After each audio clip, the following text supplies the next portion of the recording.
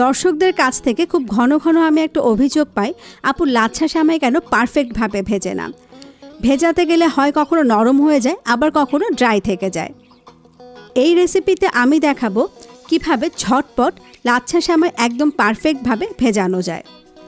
আমার ভাঙা ভাঙা গলার জন্য প্রথমেই ক্ষমা চেয়ে নিচ্ছি, কারণ আমার একটু ঠান্ডা লেগেছে। লাচ্ছা সেমাই ভেজানোর সবচেয়ে ইম্পর্টেন্ট পার্ট হচ্ছে দুধ। আপনারা যদি লিকুইড দুধ মানে গরুর দুধ দিয়ে যদি ভেজাতে চান, তাহলে 2 লিটার দুধকে জাল করে 1 লিটার করে নেবেন। তো আমি এখানে সামান্য একটু ট্রিক্স করছি, আমি গুঁড়ো দুধ দিয়ে করছি। আর 2 লিটার পানির জন্য যতটুকু গুঁড়ো দুধ লাগবে সেই পরিমাণ গুঁড়ো দুধ আমি 1 লিটার পানিতে গুলে নেব। এতে করে আমার হবে কি, সময়টা কম লাগবে, মানে দুধটা খুব বেশি সময় জাল করতে হবে না। 1 লিটার পানিতে কতটুকু গুঁড়ো দুধ লাগবে সেটা কিন্তু প্যাকেটের গায়ে লেখা থাকে। আমি জাস্ট তার দ্বিগুণ দিয়ে দিচ্ছি। দুধটা কিন্তু গরম পানি দিয়ে গুলে নিচ্ছি। প্রথমে অল্প একটু পানি দিয়ে দুধটা ভালো করে গুলে নিয়ে এরপরে বাকি পানিটুকু মিশিয়ে দিতে হবে। এবার চলে যাচ্ছি দুধটাকে জাল করতে। আচ্ছা, জাল করতে মানে কিন্তু আমি এটাকে অনেকক্ষণ ধরে জাল করব না, কারণ যেহেতু আমি 2 লিটার পানির বদলে 1 লিটার পানিতে দুধটাকে গুলে নিয়েছি। তেজপাতা দিয়ে দিলাম 2টি, 2-3 টুকরো দারুচিনি একটু ভেঙে দিচ্ছি, এতে করে ফ্লেভারটা ভালো আসে। 3-4টি এলাচ দিয়ে দিলাম। এই গরম মশলাগুলো আসলে সেমাইটাতে দারুণ একটা ফ্লেভার নিয়ে আসবে। এই গরম মশলাগুলো না দিলে কিন্তু দুধের যে ফ্লেভারটা, সেই ফ্লেভারে কিন্তু সেমাইটা খেতে ভালো লাগবে না।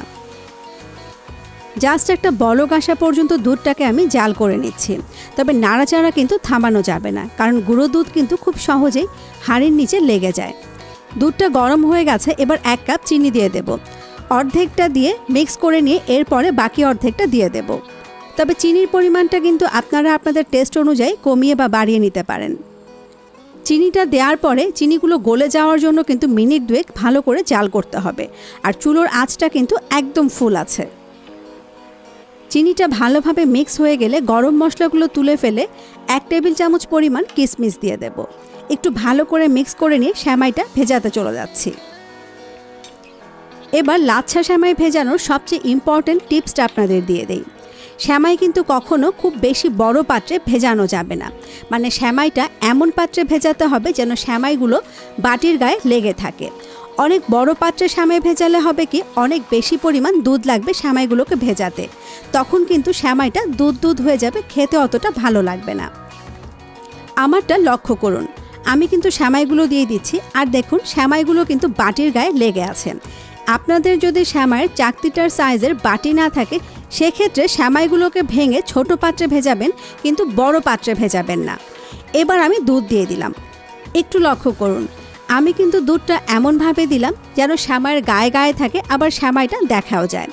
একদম কমও না, আবার সেমাইয়ের থেকে কিন্তু খুব একটা বেশিও না। এটাই হচ্ছে অ্যাকিউরেট পরিমাণ। আমি এখানে সেমাই নিয়েছিলাম 200 গ্রাম, মানে আমাদের দেশে 200 গ্রামের যে প্যাকেটটা পাওয়া যায় সেই একটা প্যাকেটের সেমাই আমি এখানে ভিজিয়ে দিয়েছি। আরও একটা ইম্পর্টেন্ট টিপস দিয়ে দিই, সেটা হচ্ছে যেই ডিশটাতে আপনারা সেমাইটাকে সার্ভ করবেন সেই ডিশেই কিন্তু সেমাইটাকে ভেজাতে হবে, কারণ লাচ্ছা সেমাই কিন্তু ভেজানোর পরে অন্য পাত্রে নিতে গেলে শেপটা একদমই নষ্ট হয়ে যাবে। জাস্ট 2 মিনিট পরে চেহারাটা দেখেন, দুধটা টেনে নিয়ে কিন্তু সেমাইগুলো কত সুন্দরভাবে ফুলে উঠেছে, আবার দুধ কিন্তু ভেসেও নেই। এই যে আমি আপনাদের এতক্ষণ টিপসগুলো দিলাম, এগুলো মেনে যদি আপনারা লাচ্ছা সেমাই ভেজান, তাহলেই বুঝতে পারবেন আপনাদের সেমাইটা কতটা পারফেক্ট হবে। আমি একটু কাঠবাদাম আর পেস্তা দিয়ে সাজিয়ে দিলাম, তবে এটা একেবারেই অপশনাল। আবার দিলে কিন্তু একটু শাহি শাহি ভাব আসে, খেতেও ভালো লাগে। আশা করি আমি এরপরে আপনাদের কাছ থেকে আর কখনোই অভিযোগ পাবো না যে আপনাদের সেমাই ভালোভাবে ভেজে না। তো অবশ্যই একবার ট্রাই করবেন, কেমন হলো আমাকে জানাবেন।